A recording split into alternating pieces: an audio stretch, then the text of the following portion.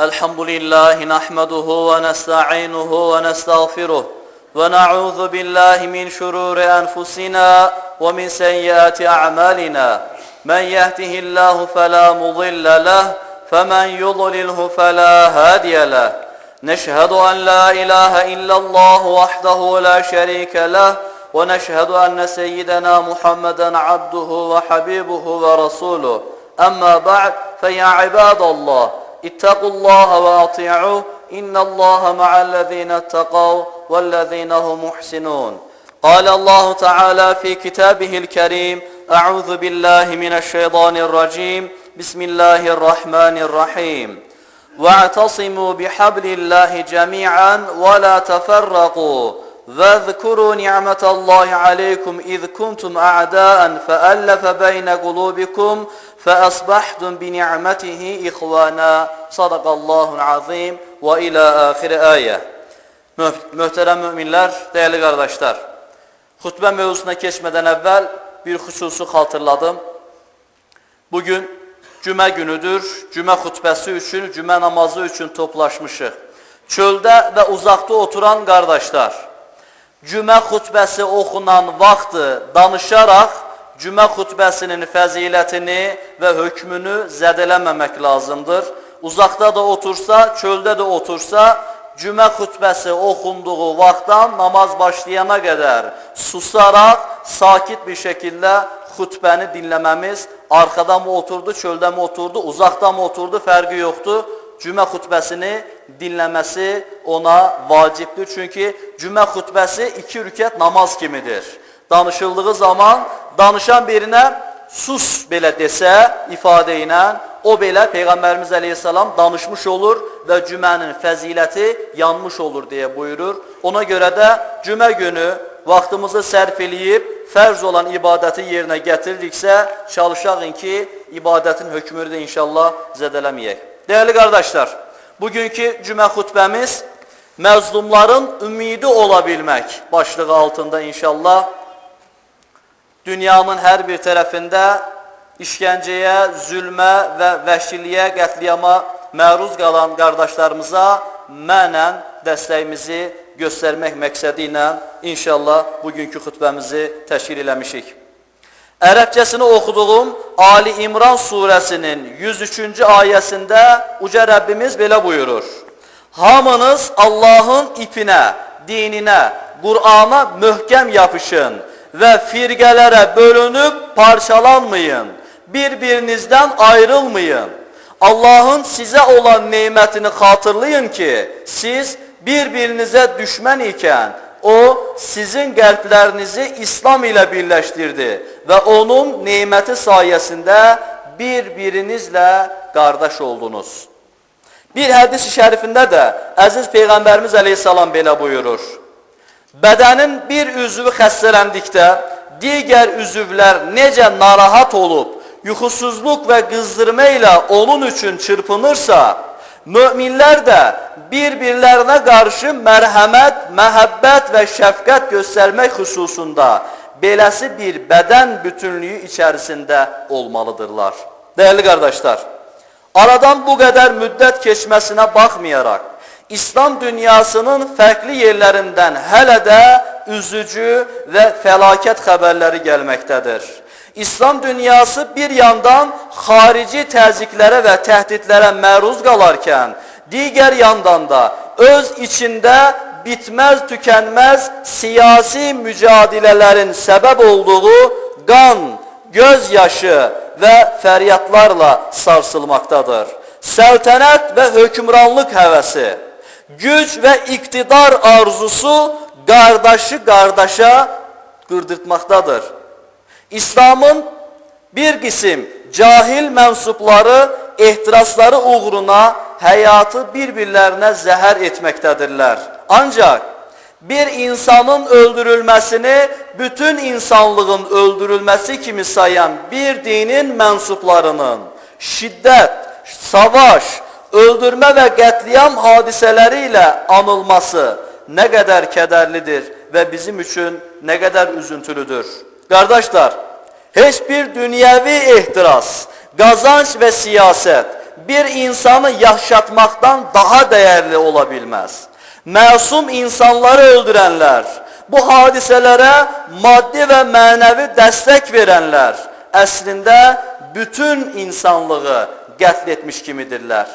Tez ya da geç bu dünyada cezalarına çatacakları kimi ahirette de büyük bir əzab şüphesiz ki onları gözlemektedir inşallah. Aziz kardeşler, İslam dünyasındaki bu hoşa gelmez hadise ve hareketlerin yanında bir de son bir ayda İsrail'in Gazze'de masum insanlara yönelen zalimce hücumları, vəhşilikleri, qətliamları da qəlblərimizi ayrı bir şekilde daha da kederlendi ve yaraladı. Ramazan, oruç, cümə demeden, kadın kişi, yaşlı, uşaq ve körpe fərqi koymadan, kardeşlerimizin, oradaki insanların üzerine yağdırılan her bomba ürəyimizi yaralamaktadır. Könüllerimiz kan ağlayır ve yanıp yakılırıq. Yere düşen her damla kan, məzlumun gözünden akan her damla gözyaşı, könül dünyamızı parça parça etmektedir. Kardeşler, inancımızda elbette ümitsizliğe yer yoktur. Bu şekilde baş veren bütün bu üzücü ve kederli hallar inşallah kesip gidecektir.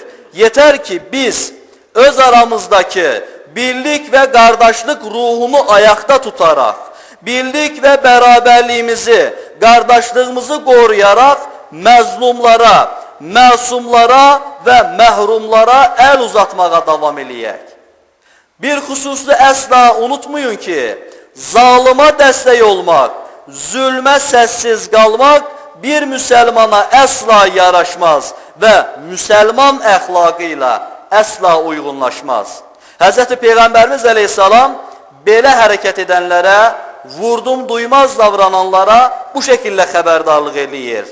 Zulme yardım eden şüphesiz Allah'ın gazabına uğrayar. Zulme yardım eden şüphesiz Allah'ın gazabına uğrayar. İnsanlar bir zalimi görerler ve onun zulmüne engel olmazlarsa Allah'ın onları ümumi bir azaba uğratması kaçınılmazdır. Değerli kardeşler, bize düşen vazife zalimin yanında değil, her zaman məzlumun ve mağdurun tarafında olmaktır. Hz. Peygamber Aleyhisselam, Müslümanın kardeşidir. Ona zulm etmez, onu yardımsız bırakmaz ve onu hor görmez, onu aşağılamaz diye buyurmaktadır. Dünyanın harasında olursa olsun, zulme sessiz kalmak, məzluma, məsuma el uzatmamak, Peygamber yolundan ve əxlaqından məhrum kalmak demektir. Bize düşen vazife, Hz. İbrahim Aleyhisselam'ın ateşini söndürmeye giden qarışqa misalı, en azından ovuçlarımızda ateşi söndürecek suyu taşımaktır. Bize düşen vazife, yaşanan bu hadiseler karşısında, məzlumun duası ile Allah arasında perde olmadığını bilerek, elimizden geldiği kadar maddi ve manevi destek olmağa çalışmaktır. Biz yaxşı bilirik ki, məsumların qanları üzerinde kurulan hiçbir səltənət, hiçbir hökümranlık ayakta dayanabilmez. Biz bunu da çok yaxşı bilirik ve inanırıq ki, Allah zalimleri sevmez. Allah zalimleri hidayete çatdırmaz. Ama belə bir vəziyyətdə də elimizden dua etmekten başka bir şey gelmir. Oradaki zulümler, o kardeşlerimizin imtihanıdır. Bizim imtihanımız ise hele ki dua etmektir. Dua ile onlara, o kardeşlerimize, o məsumlara, o mağdurlara yardım etmektir, destek olmaktır. Değerli din kardeşlerim, son olarak bunları diyeyim ki, İsrail'in Fələstinə olan bu vəhşəti ve vəhşi hücumu bilirsiniz ki yeni değil. Fələstin torpaqlarında İsrail dövləti kurulan günden bugüne kadar bu vəhşət farklı şekilleriyle devam etmektedir.